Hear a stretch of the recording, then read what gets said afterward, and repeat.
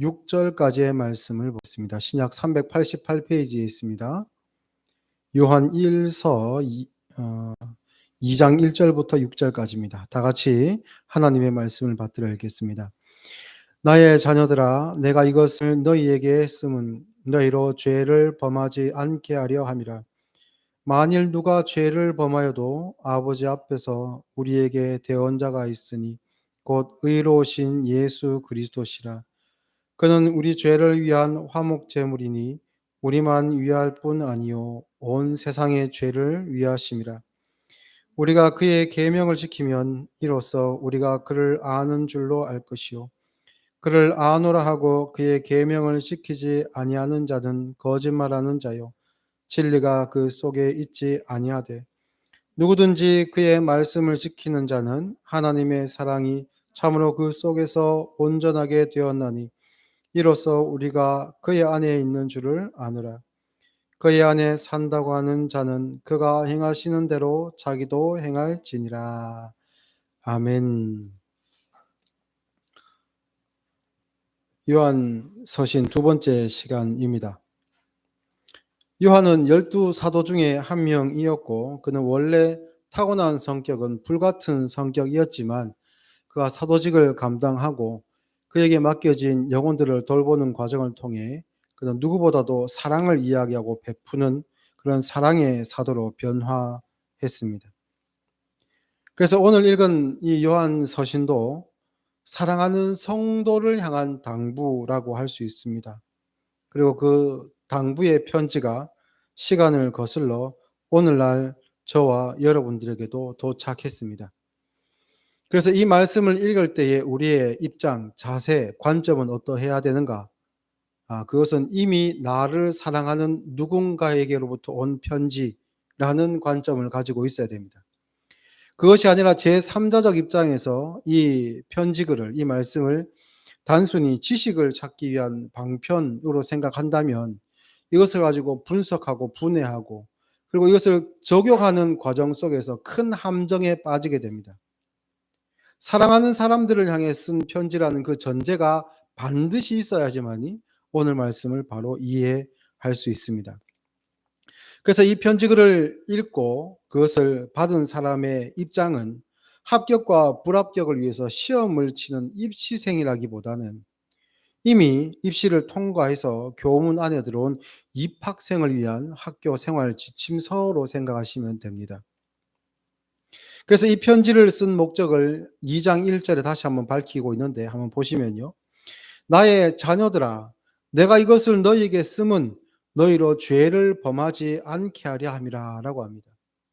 그럼 이것을 제3자적 입장에서 이 부분을 본다면 이런 생각을 하게 되겠죠. 이 요한 사도가 이야기하는 그 자녀가 되기 위해서는, 다른 말로 구원 얻은 백성이 되기 위해서는 죄를 범하면 안 되는구나. 이렇게 생각을 해버립니다. 그러면 나의 삶을 돌아볼 때 내가 과연 죄를 범하지 않는가를 생각해 보면 어떻습니까?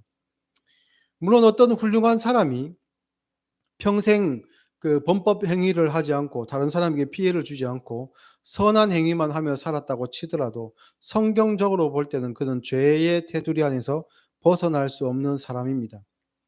왜냐하면 그 마음에 품는 분조차도 또한 그 마음에 품는 음심이나 탐욕조차도 예수님께서는 죄라고 하셨기 때문입니다.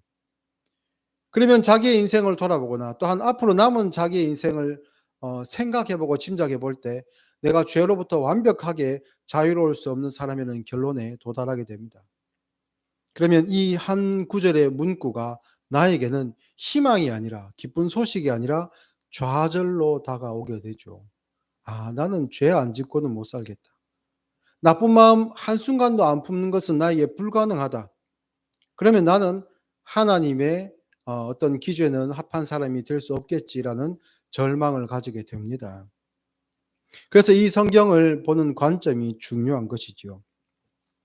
이 기독교에 있어서 죄라는 것은 복합적인 의미를 가지는데요. 크게 두 가지로 나누어서 생각해 볼 수 있습니다.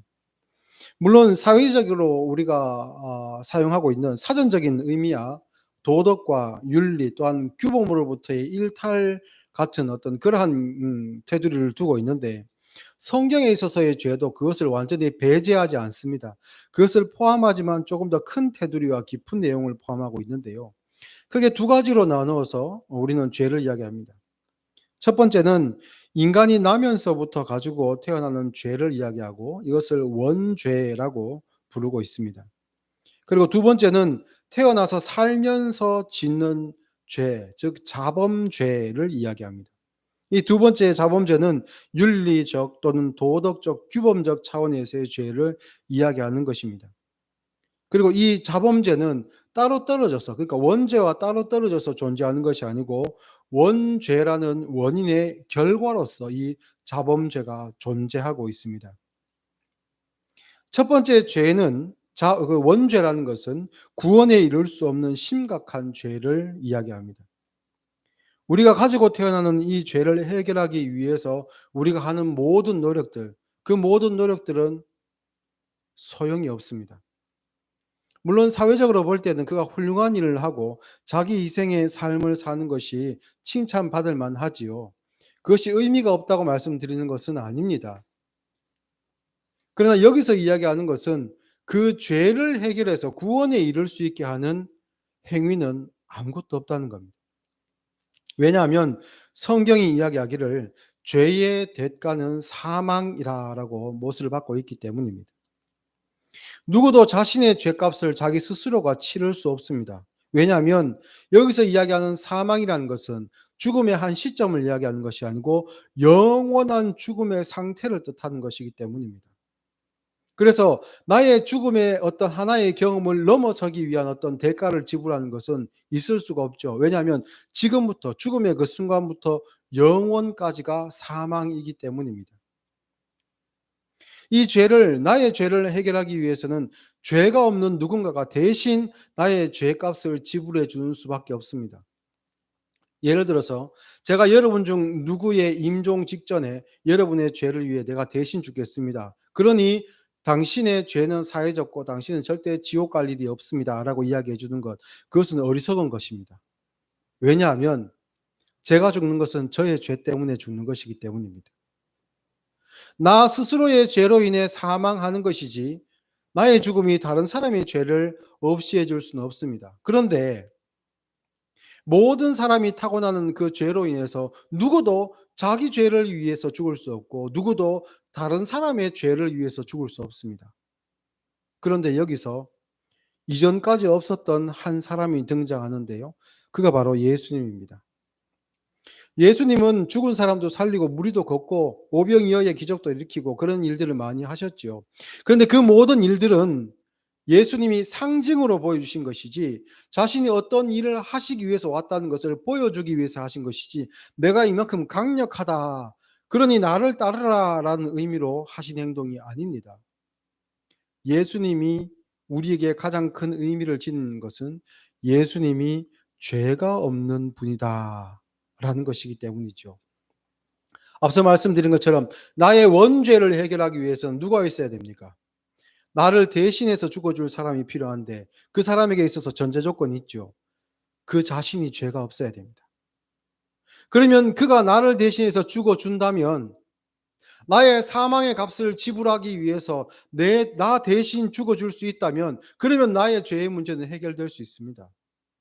그래서 예수님은 하나님이시지만 하나님의 아들이시지만 사람으로서 이 땅에 태어나신 것입니다. 그래서 예수님만이 우리의 죄의 문제를 해결해 주실 수 있는 분이고 그래서 기독교가 다른 종교의 입장에서 보면 다소 배타적으로 보일 수 있지만 유일신 신앙을 우리는 가지고 있는 것입니다. 그리고 이제 원죄의 문제를 이렇게 정리했으면 두 번째 죄를 한번 생각해 보겠습니다. 이제 구원의 장애물이었던 원죄가 예수님을 믿는 그 믿음으로 예수님께서 우리를 대신하여 죽으심으로 해결이 되었죠. 그러면 원인이 해결되었으니까 결과도 어떻게 돼야 됩니까? 당연히 없어져야 됩니다. 그게 자연스럽죠. 그런데 현재의 교회를 보면 어떻습니까? 심지어는 교회 안에서도 다툼이 있습니다. 그리고 사회에서도 예수님 믿는다고 하는 사람들이 죄를 짓고 삽니다. 그러면 그에게 원죄는 그대로 있는 것입니까? 예수님께서 그의 원죄의 문제를 해결해 주셨으면, 구원의 문제를 해결해 주셨으면, 그러면 이제부터는 완벽한 신앙인의 모습으로 죄는 생각도 하지 아니하고 거들떠 보지도 아니하고 마치 예수님이 이 자리에 계신 것처럼 그러한 사람으로 완성되어야 하는 것이 자연스러워 보입니다. 그렇죠? 그런데 사실 현실은 그렇지 않습니다. 왜 그러냐면 그가 구원받지 못한 사람이라고 하기보다는 아직 미성숙한 신자이기 때문입니다. 조금 전에 말씀드린 것처럼 우리는 죄의 문제를 예수님께서 해결해 주셨기 때문에 새로 태어났습니다. 죄인인 우리가 예수님께서 십자가에 못 박힐 때에 죄인이었던 우리의 신분도 예수님과 함께 십자가에 못 박혀서 이미 형벌을 당했습니다. 그리고 우리는 예수님께서 부활하실 때에 영적으로 다시 태어난 거듭난 사람들입니다. 그런데 아기가 처음 태어났는데 엄마 뱃속에서 나오자마자 벌떡 일어나 가지고 엄마 품에 안기면서 어머니 10달 동안 수고하셨지요. 이제부터 어머니의 수고는 끝났습니다. 제가 평생토록 어머니를 모시고 효도하겠습니다. 그렇게 해야 되는 것이 마땅하죠. 지가 인간이라면. 그런데 그렇던가요? 아니죠. 걷지도 못하고 말하지도 못합니다. 먹고 싸고 울고 자는 것밖에 할 줄 모릅니다. 이게 무슨 사람입니까? 그런데 사람으로 태어났습니다. 그 사실을 부모는 압니다. 조금 자라니까 이 아이가 부모의 얼굴을 보면서 웃기도 하고 울기도 하고 뭔가 말은 못하지만 뭔가가 오고 가는 것 같습니다. 그리고 조금 더 크면 뒤집고 걷고 말도 배웁니다. 그리고 하지 말아야 할 것과 해도 되는 것을 점점 구분하면서 배워가게 되고 그리고 나중에 또래 친구들과의 관계에서도 사회성을 갖추는 그런 경험들을 하게 되죠. 이런 과정을 통해서 사람답게 자라납니다. 편지를 받은 사람인 우리의 입장에서 이 두 번째 죄라는 것은 우리가 얻은 신분에 어울리지 않은 그러한 옷이라고 할 수 있습니다. 이제 우리가 사람으로 다시 태어났으니 이 자범죄의 옷은 벗고 차츰 하나님의 자녀로서의 어울리는 옷과 행동 그런 모든 것들을 조금씩 조금씩 갖추어 나가야 되는 것이죠. 하나님께서 또 새로 태어난 우리들을 그저 방치해 두고 너 알아서 자라라라고 하지 않습니다. 버려둔 자식처럼. 하나님은 우리와 늘 함께 하시면서 우리가 자라는 것을 지켜보아 주시고 또한 우리가 미성숙한 상태에서 하나님 앞에 하는 그 모든 실수들 또는 실패와 좌절처럼 보이는 그 모든 시간들에서도 하나님은 기다려 주시고 인내해 주십니다. 그 긴 시간들을 한 사람의 인생을 통해 신앙인이라는 한 사람의 인생을 통해 하나님께서는 보여주시고 그리고 역사적으로 보면 이 구약의 역사 이스라엘 백성들을 참고 기다려 주시고 그 하신 약속을 지켜 가시는 하나님의 모습을 통해 그 수천 년의 역사를 통해 하나님은 보여주셨습니다. 그래서 우리는 이제 하나님으로부터 받은 그 사랑의 편지를 받아들고 읽는 사람의 입장에서 이 지침서를 읽으며 우리는 죄를 멀리하는 삶을 당연히 사는 것이 마땅합니다. 그렇게 자라나야 됩니다. 본문 4절 말씀을 보니까 그를 아노라 하고 여기서 그는 예수님을 뜻하지요. 그의 계명을 지키지 아니하는 자는 거짓말하는 자요 진리가 그 속에 있지 아니하되. 여기 또 얼핏 보면 내가 거짓말하는 자, 그 계명을 지키지 않는 자. 내가 보니까 나도 가끔씩 이런 하나님께서 원하시지 않는 것을 하는 것 같은데 나도 혹시 그러면 그 내 안에 진리가 없고 구원 얻지 못한 그런 사람은 아닌가라는 생각을 할 수 있습니다. 그런데요. 여기서 안다라고 하는 표현이 굉장히 중요합니다. 여기서 안다는 앞서 말씀드린 것처럼 예수님을 안다는 것인데요. 여기서 안다라는 것은 그냥 단순히 예수님이 언제 태어나셨고 어떤 삶을 사셨고 또 누구를 만나셨고 또 어떤 말씀을 하셨고 이런 것들에 대한 지식을 안다는 뜻이 아닙니다. 여기서 안다라는 것은 예수님과 아는 사이라는 뜻입니다. 아는 사이. 여러분들은 유명인에 대해서 아는 그런 지식들이 있죠. 뭐 연예인도 있을 수 있고 정치인이 있을 수도 있고 위인들이 있을 수도 있습니다. 그런데 그런 사람들이 여러분들을 압니까? 그렇지 않죠. 서로 모르는 사이입니다. 여기서 그를 안다라는 것은 바로 예수님과 우리가 아는 사이라는 것을 뜻합니다. 제가 아주 좋아했던 드라마 중에 이런 장면이 있는데요. 이건 남녀 주인공 두 주인공 간의 대화입니다. 이 남녀 주인공은 서로 이성적인 관계는 아닙니다. 여주인공은 20대 초반이고 남자 주인공은 중년의 아저씨인데요. 이 여자 주인공이 그 남자 주인공을 도청한 일이 있었는데 이것을 남자 주인공이 알게 되고, 그리고 남자 주인공이 이 사실을 안다는 것을 이 여주인공도 알게 됩니다. 그런데도 불구하고 이 아저씨가 자기에게 계속 잘해 주고, 분명히 나에 대해서 실망하고 나를 미워할 것 같은데도 계속 나를 잘해 주고 위해 주고 편들어 주니까 나중에는 혼잘만처럼 이렇게 이야기합니다. "진짜 내가 안 미운가?" 그러니까 그 아저씨가 이렇게 얘기합니다. "사람 알아버리면 그 사람을 알아버리면 그 사람이 무슨 짓을 해도 상관없어. 그런데 내가 널 알아." 뭐 이 말로 설명이 끝났죠. 예수님을 안다는 것은 이런 이야기입니다. 예수님이 먼저 우리를 아셨습니다. 알고 계시고. 성경은 이것을 가지고 사랑이라고 표현을 하는데요. 그 사랑으로 죄인이었던 우리는 죽고 새로운 생명으로 우리는 다시 출생했습니다. 우리가 좌우분간하지 못하고 무엇이 무엇인지 알지도 못하고 믿음이 무엇인지 잘 알지도 못하고 구원이 무엇인지 알지도 못하는 그때에도 예수님은 우리를 알고 계셨고 바라보고 계셨고 또한 돌보고 계셨습니다. 그러다 우리에게 믿음이 자라나고 예수님이 누구이신지 어떤 분이신지 하나님의 말씀을 통해 깨달아가고 경험해 가기 시작하며 우리 눈이 예수님께로 향하게 되었습니다. 그분이 나를 위해 어떤 것을 희생하셨는지, 어떠한 마음으로 나를 위해 십자가를 지셨는지, 그 사랑의 무게가 어떠한 것인지를 점점 깨달아가기 시작하고, 그리고 예수님의 그 마음이 내가 잠시 눈을 감고 외면한다고 해서 없어지는 것이 아니다라는 것을 알게 됩니다. 참으로 진실된 사랑이 예수님이 나를 향한 사랑이구나라는 것을 깨닫게 되죠. 그러면서 신앙적으로 믿음에 있어서 그는 철들어갑니다. 그러면서 로마서 5장 2절 말씀처럼 죄에 대하여 죽은 우리가 어찌 그 가운데 더 살리오 라고 하며 죄를 멀리하는 것이 내게 짐이 아니라 더 이상 내게 맡겨진 어떤 시험거리로 존재하는 것이 아니라 당연히 예수님께서 미워하신 것, 멀리하신 것, 그것을 멀리하는 것이 마땅하고, 또한 하나님께서 기뻐하시는 것, 또한 하나님 자체의 모습을 내가 닮아가고 싶어 하는 것, 그것이 당연한 신앙 성숙의 순서이지요. 새로운 인생을 살게 된 우리에게 부모님인 하나님께서 우리를 양육하시는 방식이 바로 하나님의 말씀인 성경입니다. 그래서 모든 신자들은 성경 말씀을 통해 하나님을 만나게 되고 성경 말씀을 통해 하나님의 사랑을 경험하게 됩니다.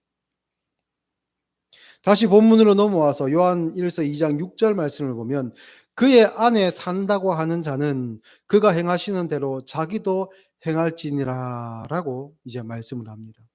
그러면 죄를 범하지 마라, 선을 행하라 라는 것이 이제 더 이상 우리에게 잣대로 존재하는 것이 아니고 부담 주기 위해서 그것이 우리에게 있거나 우리를 속박하기 위해서 있는 것이 아니라 우리를 오히려 더 자유롭게 하기 위해서 죄로부터 놓인 자들이고 우리의 운명이 어디로 정해졌는지를 말씀해 주시는 그 증거로 오히려 이 사명이 존재한다라는 것을 우리가 알게 됩니다.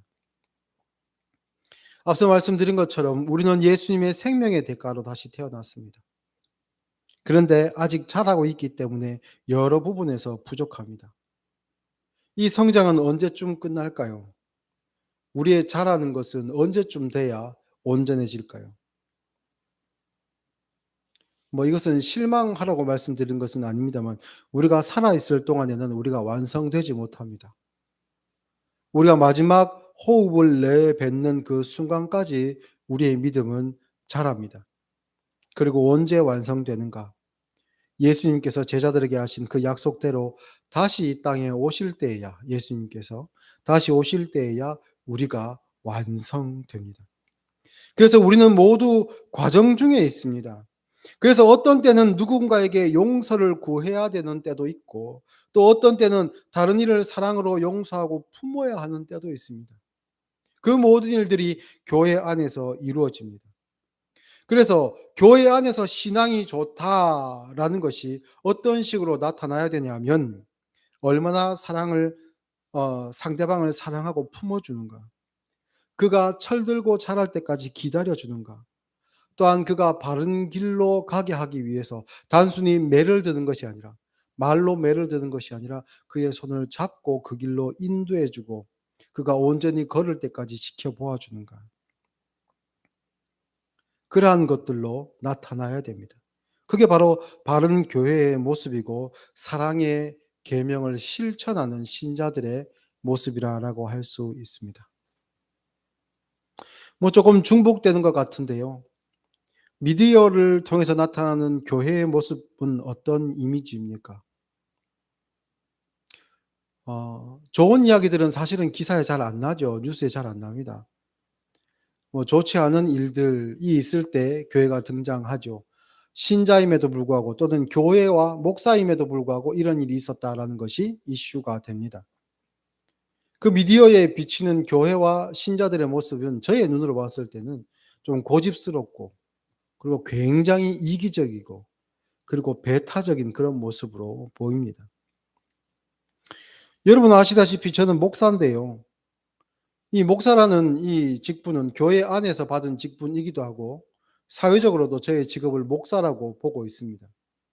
그래서 이 목사로 살기 위해서는 교회 안에서의 삶과 교회 밖에서의 삶을 합해서 어떤 각오와 다짐이 필요합니다. 해방 전에 일제 강점기 때 목사가 되기 위해서는, 목회자의 길을 걷기 위해서는 죽을 각오를 해야 했습니다. 그때는 그랬습니다. 그리고 해방 이후 한국 전쟁을 지나오면서 우리가 힘들었던 그 시절에는요, 목사가 되기 위해서는 굶어 죽을 각오를, 굶을 각오, 자신이 굶을 뿐만 아니라 가족들도 굶길 각오를 해야만 이 목사직을 감당할 수 있던 때가 있었습니다. 그런데 요즘은 어떨까요? 요즘 목사가 되기 위해서도 굉장히 큰 각오와 다짐이 필요합니다. 어떤 각오 같습니까? 예, 손가락질 받고 욕먹을 각오 해야 됩니다. 그게 현실입니다. 이는 지난 세월 동안 교회가 건물을 짓는 일에 거의 모든 에너지를 쏟고, 그래서 그 건물을 통해서 교인들을 모으고 또 해외에 선교사를 파송하는 일들에 또한 힘을 많이 쏟고, 이러한 일들을 하는 일에 교회가 대부분의 에너지를 소모해 왔습니다. 그러면서 진짜 해야 하는 일을 아마 교회는 못한 것 같습니다. 2순위, 3순위로 이렇게 미뤄왔던 것 같습니다. 소외된 사람들을 돌아보지 않고, 또한 억울한 일을 당하거나 어려운 일을 겪은 사람들과 함께 어깨를 걸지 못하고, 그리고 부조리한 일을 보고서도 못 본 척하고 넘기며 지금까지 아마 교회가 왔기 때문에 이런 평가를 받는 것 같습니다. 당연한 우리의 발걸음의 결과물이라고 할 수 있죠. 그래서 참 안타깝기도 하고 저는 좀 속상하기도 합니다. 그런데요, 오늘 말씀을 준비하면서, 설교를 준비하면서 제가 어느 정도 위로를 받은 부분이 있습니다. 신앙인으로서 우리가 성숙의 과정에 있고, 그래서 이미 사랑을 받고 사랑을 실천해야 하는 사람이기도 하지만 공동체와 역사적으로 볼 때도 교회는 성숙의 과정 중에 있다는 겁니다. 이러한 맥락 안에서 저는 다시 한번 소망을 가지게 되었습니다.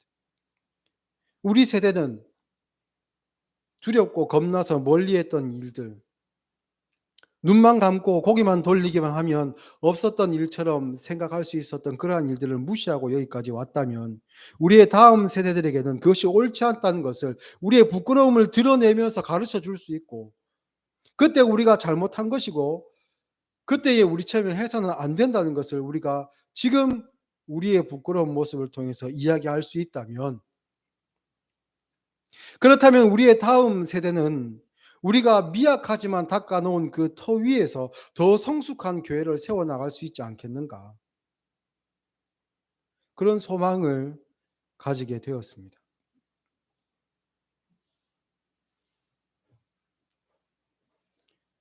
고린도전서 13장을 사랑장이라고 이야기하고 그 사랑장을 언급하는 그 이유에 대해서 후반부에 보면 이렇게 밝힙니다. 내가 어렸을 때에는 말하는 것이 어린아이와 같고 깨닫는 것이 어린아이와 같고 생각하는 것이 어린아이와 같다가 장성한 사람이 되어서는 어린아이의 일을 버렸노라. 우리가 지금은 거울로 보는 것 같이 희미하나 그때에는 얼굴과 얼굴을 대하여 볼 것이요 지금은 부분적으로 아나 그때에는 주께서 나를 아신 것 같이 내가 온전히 알리라. 그런즉 믿음, 소망, 사랑 이 세 가지는 항상 있을 것인데 그 중에 제일은 사랑이라. 허울 좋은 사랑, 그냥 감정적으로 끌리는 그러한 사랑이 아니죠. 참으로 지고지순한 사랑이고 수천 년의 세월을 거슬러 올라간 사랑이고 영원 전부터 지금까지 그리고 영원토록 이어질 그러한 사랑입니다. 이 사랑은 하나님으로부터 온 것이기에 영원한 것이고 가장 하나님다우신 모습이고 그래서 신자에게 요구되는 모습입니다. 사랑하는 성도 여러분, 특별히 다음 세대 여러분, 우리 기성세대보다 더 잘하십시오. 우리의 미성숙을 평가하셔도 좋습니다. 우리의 부족함을 손가락질해도 좋습니다. 그러나 그 자리에서 우리를 딛고